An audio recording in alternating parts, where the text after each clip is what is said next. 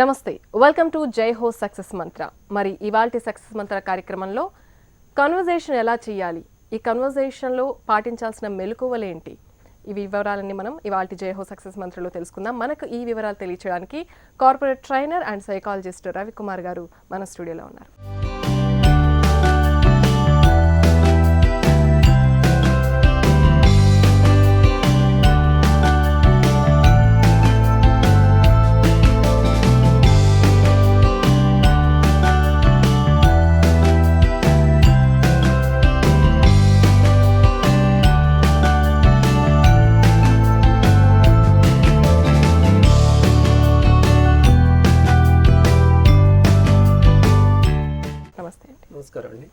అయితే ఒక సంభాషణ స్టార్ట్ చేయాలన్నా ఆ సంభాషణలో మెలకువలు ఎలా ఉండాలంటారు?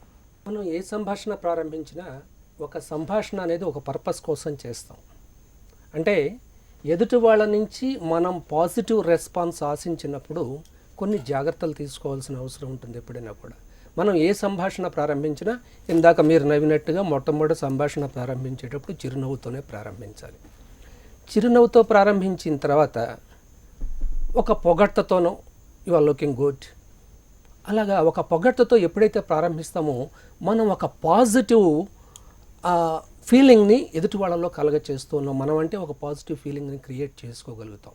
అలా కాకుండా మనం స్టార్టింగ్లోనే ఎదుటి వాళ్ళని అప్రిషియేట్ చేయకుండా చిరునవ్వు లేకుండా సంభాషణని ప్రారంభించామంటే ఎదుటి వాళ్ళ మైండ్స్లో యాక్చువల్గా ప్రతి సంభాషణ కూడా ప్రతి వ్యక్తి మధ్య ఇద్దరు వ్యక్తుల మధ్య సంభాషణ జరుగుతుందంటే బ్రెయిన్ మీద ఖచ్చితంగా ఎఫెక్ట్ ఉంటుందండి. బ్రెయిన్ స్టిమ్యులేట్ అవుతుంది ప్రతి సంభాషణలో కూడాను. కాబట్టి మనం ఆ జాగ్రత్తలు తీసుకున్నట్లయితే మొట్టమొదట ఆ బ్రెయిన్ని స్టిమ్యులేట్ కాకుండా బ్రెయిన్ని ఆనందంగా ఉంచడానికి మన సంభాషణను ప్రారంభించాల్సిన అవసరం ఉంటుంది. జనరల్గా ఏ వ్యక్తి అయినా సరే ఎదుటి వ్యక్తితో మాట్లాడేటప్పుడు, తెలియని వ్యక్తితో కానివ్వండి, సుపీరియర్స్తో కానివ్వండి మాట్లాడేటప్పుడు ఆటోమేటిక్గా పర్సనల్గా ఇన్సెక్యూర్డ్గా ఫీల్ అవుతాడు ఎప్పుడైనా సంభాషణ ప్రారంభించేటప్పుడు. ఆ ఇన్సెక్యూర్డ్ భావం నుంచి మనిషిని మనం ఎప్పుడైతే సెక్యూర్డ్ ఫీలింగ్లోకి తీసుకొస్తామో అప్పుడే సంభాషణ సక్సెస్ అయ్యేటువంటి అవకాశం ఉంటుంది. ఇందాక మీరు బ్రెయిన్ మీద ఎఫెక్ట్ పడుతుంది అంటున్నారు, ఎలా పడుతుంది? మన సాధారణంగా ఏంటంటే బ్రెయిన్లో రెండు భాగాలు ఉన్నాయి. ప్రీ ఫ్రాంటల్ కార్టెక్స్ అనేది, అమిగ్డలా అనేది. ఈ ప్రీ ఫ్రాంటల్ కార్టెక్స్లో మనం ఎప్పుడైతే ప్రియమైన సంభాషణలు జరుపుతామో, అంటే ఎదుటి వ్యక్తికి నచ్చిన సంభాషణలు జరుపుతామో అప్పుడు ఆక్సిటోనిన్ తర్వాత సైటోకైనిన్ అనేటువంటి రెండు హార్మోన్స్ రిలీజ్ అవుతాయి.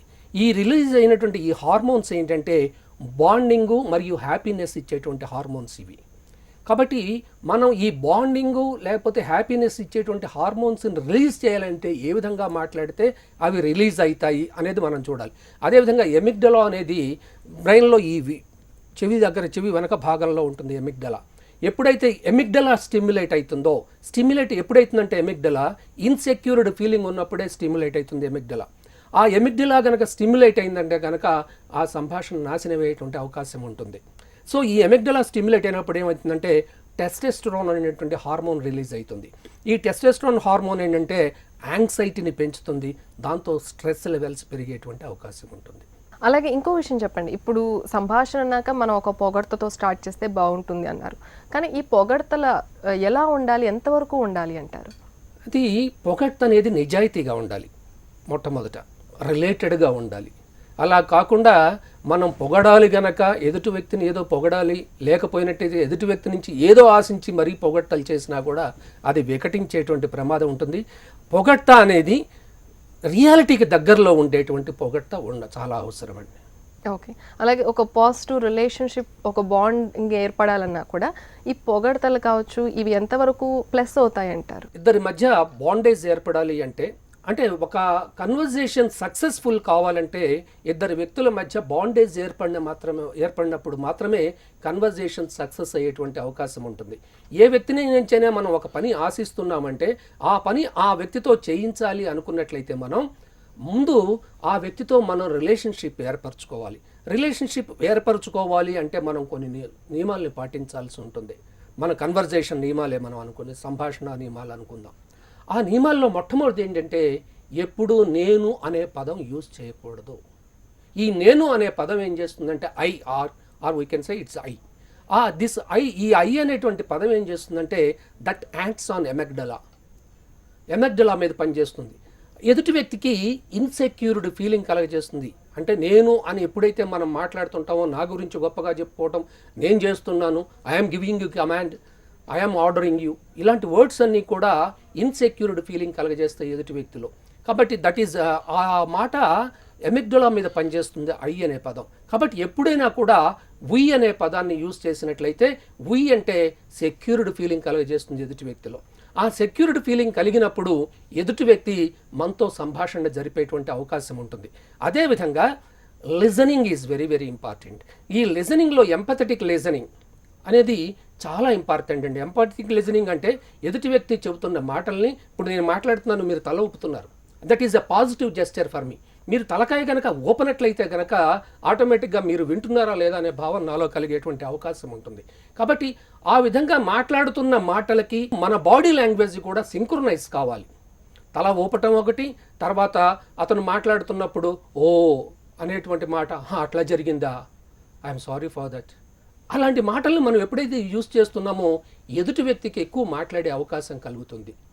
మనం ఎంత ఎక్కువ వినటం ప్రారంభించామంటే ఎదుటి వ్యక్తితో అంత రిలేషన్ పెంచుకునేటువంటి అవకాశం ఉంటుంది. అయితే వినడం అనేది కూడా ఒక కళ అని మీరు ఇందాక చెప్పారు, నిజమే. కానీ కొంతమంది ఆర్గ్యుమెంట్స్ చేస్తూ ఉంటారు సంభాషణలో.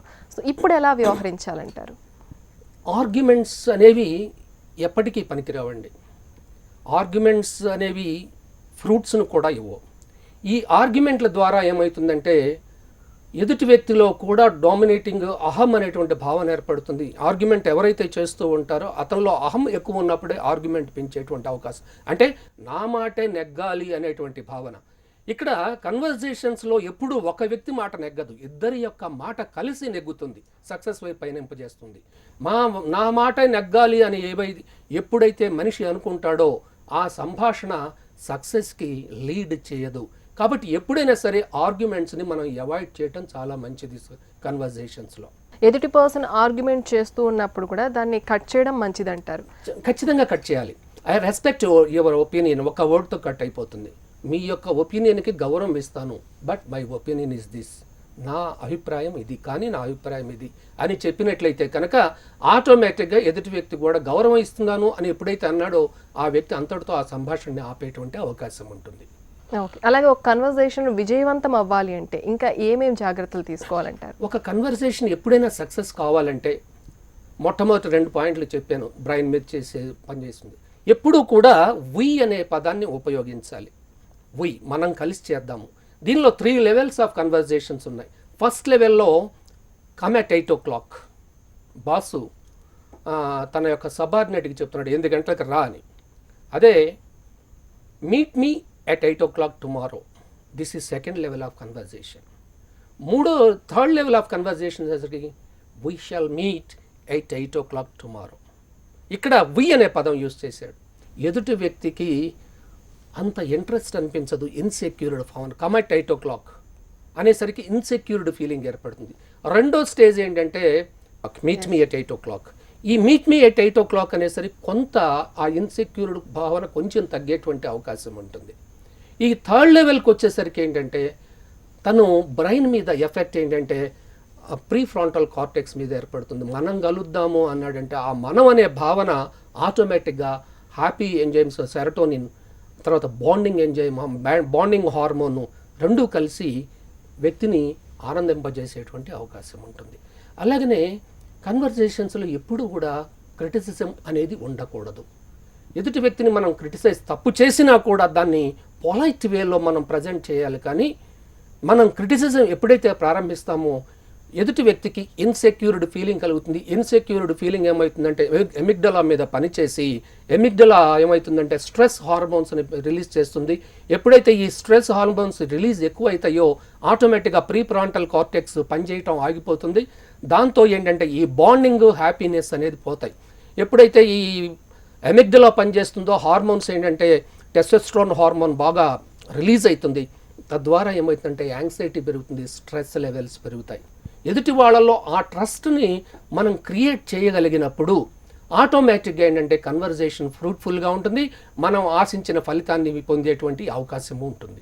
మన సన్నిహితులు, మన ఫ్రెండ్స్లో ఏవైనా కొన్ని నెగిటివ్స్ మనం అబ్జర్వ్ చేసినప్పుడు అవి వాళ్ళకి తెలియచేయాలి అన్న ఇంటెన్షన్ ఉండి, అంటే వాళ్ళు సర్దిద్దుకుంటారన్న ఒక మంచి భావనతో ఎలాంటి కన్వర్జేషన్లో ఎలాంటి జాగ్రత్తలు తీసుకోవాలి? Suggestion must been a polite way. మనం ఈ విధంగా చేస్తే ఇంకా బాగుంటుంది అని చెప్పాలి. నువ్వు తప్పు చేస్తున్నావు అని చెప్పకుండా తప్పును ఎత్తి చూపితే ఏ వ్యక్తి కూడా దాన్ని అంగీకరించరు. అది జనరల్ సహజం, మనిషి యొక్క నైజం అది. కాబట్టి ఎప్పుడైనా సరే మనం ఎదుటి వ్యక్తి తప్పు చేసినప్పుడు అలా కాకుండా నువ్వు ఇలా కాకుండా ఈ విధంగా చేస్తే మంచి రిజల్ట్ వచ్చేదేమో అని చెప్పినట్లయితే కనుక అతను మన మాటను వినేటువంటి అవకాశం ఉంటుంది. అంటే మనం చెప్పే దాని యొక్క ప్రభావం కరెక్ట్గా రీచ్ అవుతుంది అంటారా? ఖచ్చితంగా చేరుతుంది. సజెషన్ ఇచ్చే ముందు కూడా, ఒక వ్యక్తి యొక్క పర్సనల్స్లో సజెషన్ ఇచ్చే ముందు కూడా we have to make that bondage first. ఆ ర్యాపో అనేది బిల్డప్ చేసుకోవాలి. ర్యాపో బిల్డప్ కావాలంటే trust is very very important. మన మీద ఎదుటి వ్యక్తికి ట్రస్ట్ కలగాలి. ఆ ట్రస్ట్ కలగాలంటే మనం ఆ వ్యక్తి యొక్క షూస్లో ఉండాలి. ఆ వ్యక్తి యొక్క ప్రాబ్లమ్స్లో ప్రతిదానికి నేనున్నా నీకు అండగా అనేటువంటి భావన అతనిలో చేయగలగాలి. ఆ భావన కలగాలి అంటే ఏంటంటే సహజంగా మొట్టమొదట ఆ వ్యక్తి యొక్క కష్టాల్ని మనం గమనించాలి. ఆ కష్టాలకి మనం నిజాయితీగా హెల్ప్ చేస్తున్నాం అనే భావన అతనిలో కలగాలి. అదేవిధంగా ఎదుటి వ్యక్తి మనం ఇతనికి చెప్పుకుంటే మన ప్రాబ్లం సాల్వ్ అయిపోతుందనే స్టేజ్ ఏర్పడాలి అంటే మేమిద్దరము ఒకటి అనే భావన ఎదుటి వ్యక్తి మనసులో కలగాలి. ఆ ఒకటి అనే భావన కలగాలి అంటే మనం నిజాయితీగా ఉండాలి. ఎదుటి వ్యక్తి గురించి బాగా ఆలోచిస్తున్నామని ఎదుటి వ్యక్తికి ఫీల్ కావాలి.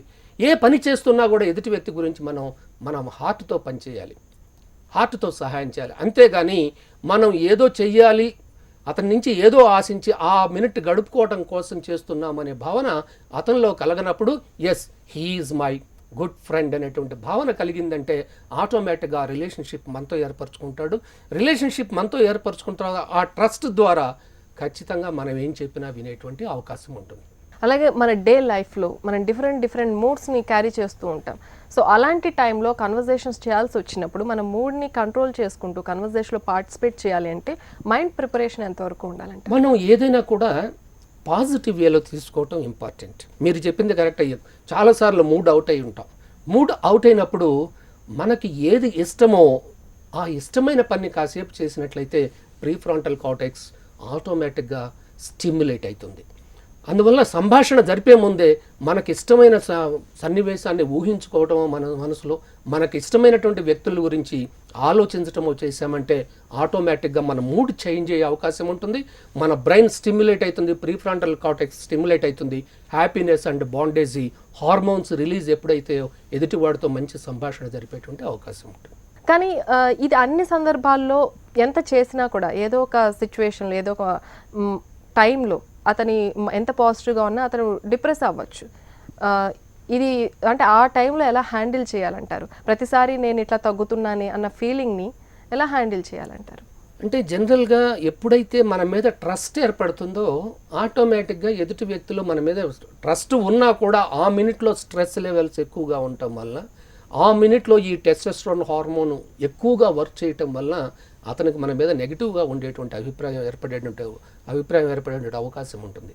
ఆ టైంలో మనం చేయాల్సింది ఏంటంటే అతనికి ఏది ఇష్టమైన పనో ఆ ఇష్టమైన పని కనుక మనం చేసినట్లయితే అతని అభిప్రాయం మార్చుకునేటువంటి అవకాశం ఉంటుంది. అలాగే మనం ఒక కొత్త వ్యక్తితో సంభాషణ స్టార్ట్ చేస్తున్నప్పుడు అతని గురించి తెలుసుకొని, అతని పేరు కూడా తెలుసుకొని, పేరుతో మెన్షన్ చేస్తూ చేయడం మంచిదంటారు. ఎందుకు నిజమేనా ఇది? వ్యక్తికి ఏ మనిషికైనా సరే the sweetest word is his name. ప్రపంచంలో అత్యంత ప్రీతికరమైనటువంటి పదం ఏదన్నా ఉందంటే ఆ వ్యక్తి యొక్క పేరు. ఆ పేరుని మనం ఎప్పుడైతే పిలవటం ప్రారంభించామో అతనిలో ఖచ్చితంగా ప్రీఫ్రాంటల్ కార్టెక్స్ స్టిమ్యులేట్ అవుతుంది, ఆనందం కలుగుతుంటుంది మనసులో. ఎప్పుడైతే మనం పేరు ద్వారా రిలేషన్షిప్ పెరుగుతుంది, ఎప్పుడైతే ప్రీఫ్రాంటల్ కార్టెక్స్ స్టిమ్యులేట్ అవుతుందో ఆటోమేటిక్గా ఏంటంటే బాండేజ్ ఏర్పడుతుంది పేరు ద్వారా పిలవటం ద్వారా. సో ఏ వ్యక్తినైనా సరే ముందు మనం ఇంట్రడ్యూస్ చేసుకొని పేరు తెలుసుకొని ఆ పేరు ద్వారా గనక మనం సంభాషణని ప్రారంభిస్తూ తరచుగా పేరుని గనక మనం మాట్లాడుతూ ఉన్నట్లయితే కనుక, అంటూ ఉన్నట్లయితే కనుక అతను కన్వర్జేషన్స్లో నా మనిషి అనేటువంటి భావంతో మనతో మాట్లాడేటువంటి అవకాశం ఉంటుంది. తద్వారా ఏంటంటే మనం అనుకున్నటువంటి డెస్టినేషన్కి చేరేటువంటి అవకాశం ఉంటుంది. అన్ని సందర్భాల్లో మనం మన ఈక్వలెంట్స్తో మనం మీట్ అవ్వం. కొన్నిసార్లు మన పెద్దవాళ్ళతోనూ మన చిన్నపిల్లలతోనూ మనం డీల్ చేయాల్సి ఉంటుంది. సో పర్సన్ బట్టి కూడా మన కన్వర్జేషన్ స్టైల్ మారాలంటారా? మన ఫ్రెండ్స్తో మాట్లాడేటప్పుడు మన కన్వర్జేషన్ వేరుగా ఉంటుంది. అక్కడ ప్రీ ఫ్రాంటల్ కార్టెక్స్తోనే ఎక్కువ ఉపయోగిస్తాం. మనకన్నా పెద్ద క్వాలిఫికేషన్లో లేకపోతే పొజిషన్లో ఉన్న వ్యక్తిని కలిసినప్పుడు ఆటోమేటిక్గా ఏమవుతుందంటే మన ఇన్సెక్యూర్డ్ ఫీలింగ్ ఉంటుంది. ఇన్సెక్యూర్డ్ ఫీలింగ్ ఉన్నప్పుడు ఆటోమేటిక్గా స్ట్రెస్ లెవెల్స్ పెరుగుతాయి. కాబట్టి మనం మాట్లాడేటప్పుడు ఆ ఇన్సెక్యూర్డ్ ఫీలింగ్ నుంచి బయటపడాలి అంటే గనక మనం ముందు మనకి ఆనందకరమైనటువంటి విషయాలు ఏం మాట్లాడాలి, తర్వాత ఎదుటి వాళ్ళతో మాట్లాడేటప్పుడు మనం తీసుకోవాల్సిన జాగ్రత్తలు ఏంటి అనేది మనం ముందు జాగ్రత్త తీసుకోవాల్సిన జాగ్రత్తలు అంటే ఏం జాగ్రత్తలు తీసుకోవాలి? మొదట మనకన్నా పెద్ద పొజిషన్లో ఉన్న వ్యక్తి అయితే ఆ వ్యక్తిని మనం గౌరవంగా సంబోధించడం ముందు ఫస్ట్ పాయింట్ ఇంపార్టెంట్. రెండవది, ఆ వ్యక్తి నుంచి మనం లెర్నింగ్స్ నాకు చాలా ఎక్కువ ఉన్నాయి, మీ దగ్గర నుంచి నేను చాలా నేర్చుకుంటున్నాను అనేటువంటి భావన ఆ ఎదుటి వ్యక్తిలో కలగచేయాలి. ఎప్పుడైతే మీరు నాకు సుపీరియర్, మీ దగ్గర సబ్జెక్ట్ నాలెడ్జ్ బాగా ఉంది, మీ దగ్గర నుంచి నేను నేర్చుకుంటున్నాను అంటారో ఆటోమేటిక్గా ఎదుటి వ్యక్తి మీకు చెప్పడానికి చాలా ఇష్టపడతాడు. అదేవిధంగా పొగడ్త, ఎదుటి వ్యక్తి ఒక మంచి మాట చెప్పినప్పుడు దాన్ని ఇట్స్ గ్రేట్ లేకపోతే పొగడ్తం కనుక మనం ప్రారంభించామంటే గనక ఆ పదాన్ని మంచి మాటని మనం పొగిడామంటే గనక ఆ వ్యక్తి ఇంకొంచెం ఉత్సాహం పొందుతాడు. మనతో బాగా మాట్లాడాలి, మనతో ఎక్కువ సబ్జెక్ట్ చెప్పాలనో మనతో ఎక్కువ సంభాషించాలనో ఉత్సాహపడతాడు. 1-to-1 కన్వర్జేషన్ కాకుండా 1-to గ్రూప్తో ఒక కన్వర్జేషన్ ఉన్నప్పుడు మనం ఎలాంటి జాగ్రత్తలు తీసుకోవాలండి? ఈ గ్రూప్ డిస్కషన్స్లో listening is very very important. Listening అంటే ఎదుటి వ్యక్తి మాట్లాడుతున్నప్పుడు మనం ఇంటరప్ట్ చేయకుండా మధ్యలో వినటం. విన్న తర్వాత అందరి యొక్క అభిప్రాయాలు విన్న తర్వాత వాళ్ళ అభిప్రాయాలకు అనుగుణంగా మనం మాట్లాడాల్సిన అవసరం ఉంటుంది. లేకపోయినట్లయితే కనుక గ్రూపులో ఎప్పుడూ కూడా ఒక వ్యక్తి యొక్క అభిప్రాయాలు కాదు, ఆ అభిప్రాయం మీద మనం డిస్కస్ చేయాలి. కానీ ఆ వ్యక్తి మాటలు కాబట్టి ఆ వ్యక్తిని క్రిటిసైజ్ చేయకూడదు ఎప్పుడు కూడా. That is very important. ఒక వ్యక్తిని మనం పర్సనల్గా విమర్శ చేయకూడదు. అభిప్రాయాన్ని మన మీద మాత్రమే మనం చర్చ జరపాలి తప్పితే ఆ వ్యక్తి చెప్పాడు కాబట్టి ఆ వ్యక్తిని పాయింట్అవుట్ చేస్తూ మనం మాట్లాడకూడదు ఏ డిస్కషన్లో కూడా. అలాగనే 10 మంది చెప్పినటువంటి మాట్లాడుతున్నప్పుడు వాళ్ళు మాట్లాడుతున్న వాటిల్లో మంచి అభిప్రాయాన్ని మనం నోట్ చేసుకొని వాళ్ళని ఆ అభిప్రాయాన్ని గౌరవిస్తూ ఇది చాలా బాగుంది అని అప్రిషియేట్ చేయటం. అదేవిధంగా ఎవరైనా గనక మనకి తప్పుగా అనిపించినప్పుడు మాట్లాడింది దాన్ని పొలైట్ వేలో ఖండించడం చేయవలసిన అవసరం ఉంటుంది.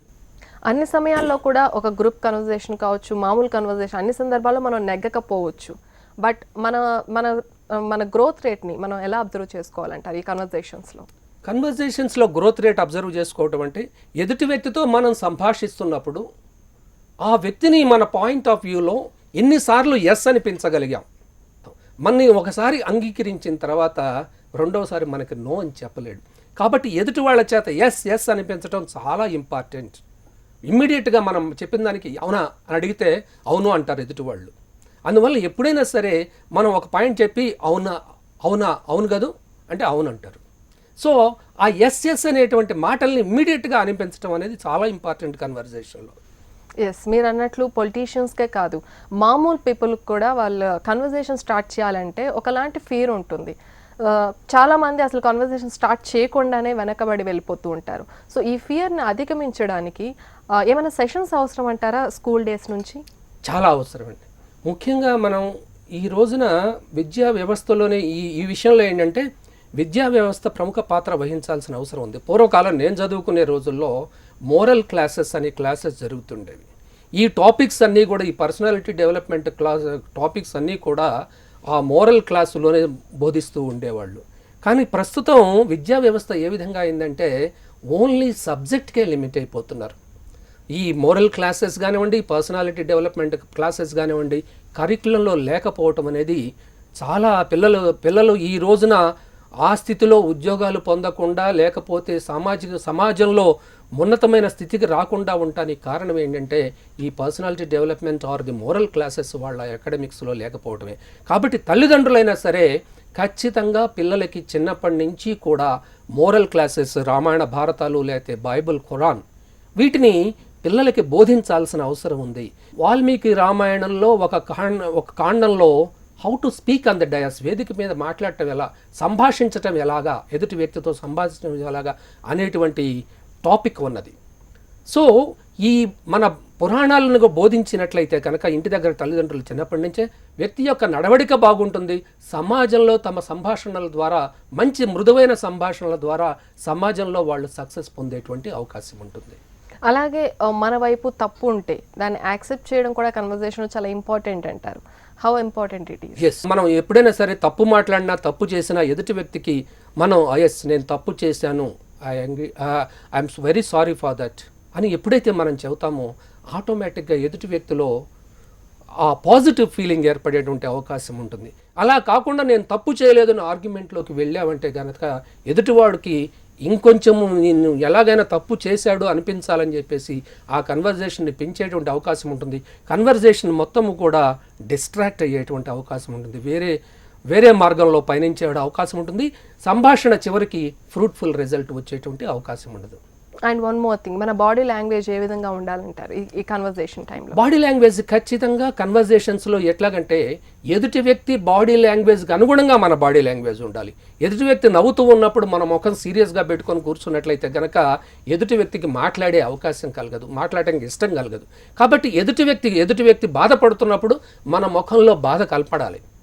ఎదుటి వ్యక్తి నమ్ముతున్నప్పుడు మనం నవ్వుతూ ఉండాలి. ఇప్పటికీ ఈ కన్వర్జేషన్ని కంట్రోల్ చేయడం లేదా కన్వర్జేషన్ని హ్యాపీగా కొనసాగించడం అనేది ఎప్పటికీ లర్నింగ్ ప్రాసెస్ అంటారా? Learning process. ఎప్పుడైనా సరే మనం ఒక ఎదుటి వ్యక్తితో సంభాషిస్తున్నామంటే ముందే మనం గోల్ సెట్ చేసుకోవాలి. At the end of the conversation what we are expecting, ఈ సంభాషణ చివరికి మనం ఏం ఎక్స్పెక్ట్ చేస్తున్నాము. ఒక సంభాషణ ప్రారంభించే ముందే మన గోల్ రాసుకోవాలి. అంటే ఆబ్జెక్టివ్, కన్వర్జేషనల్ ఆబ్జెక్టివ్ అనుకోవచ్చు దాన్ని. కన్వర్జేషనల్ ఆబ్జెక్టివ్ అంటే ఈ సంభాషణ చివరికి ఎదుటి వ్యక్తి ద్వారా నేను ఈ పని చేయించగలగాలి అనేది. దాని తర్వాత ఇవాల్యుయేట్ చేసుకొని మనం దానికి ప్లాన్ ఆఫ్ యాక్షన్, ఏ విధంగా మాట్లాడాలి, ఎదుటి వ్యక్తి యొక్క మెంటాలిటీ ఏంటి, ఎదుటి వ్యక్తి యొక్క సైకాలజీ ఏంటి, దేనికి బాగా పొంగిపోతాడు, ఏ మోటివేషన్, ఏ విషయాల్లో మోటివేట్ అవుతాడు, ఇవన్నీ మనం ప్లాన్ చేసుకున్న తర్వాత మాత్రమే ఎదుటి వ్యక్తితో మాట్లాడాలి. భాషాపరమైన ఇబ్బందులు ఉన్నప్పుడు కొంతమంది కొన్ని లాంగ్వేజెస్లో మాట్లాడడానికి ఇబ్బంది పడవచ్చు. దాన్ని అధిగమించి, ఆ ఫీలింగ్ని అధిగమించి ముందుకెళ్ళడం ఎలా అంటారు? బాడీ లాంగ్వేజ్ మించింది లేదు. భాష సాధారణంగా ఏంటంటే 70% అనేది భాషలో బాడీ లాంగ్వేజే.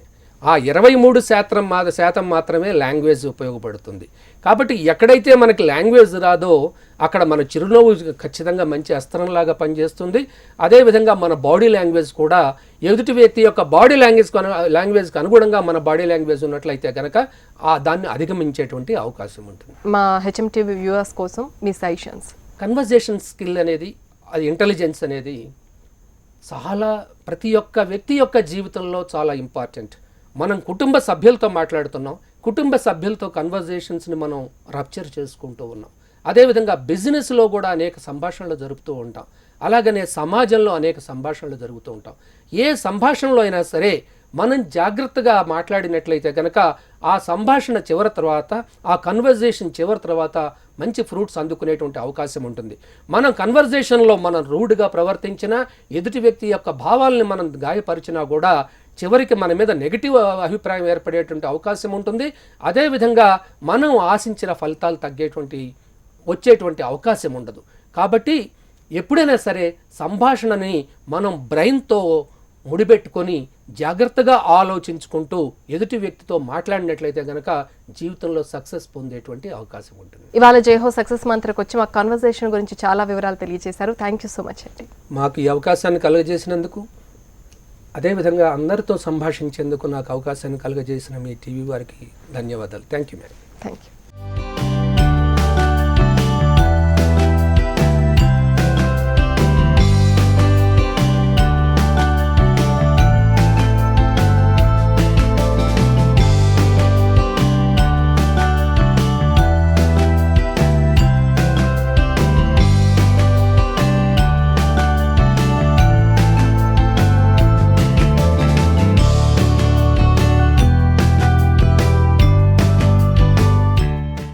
ఇవాల్టి జై హో సక్సెస్ మంత్ర. నమస్తే.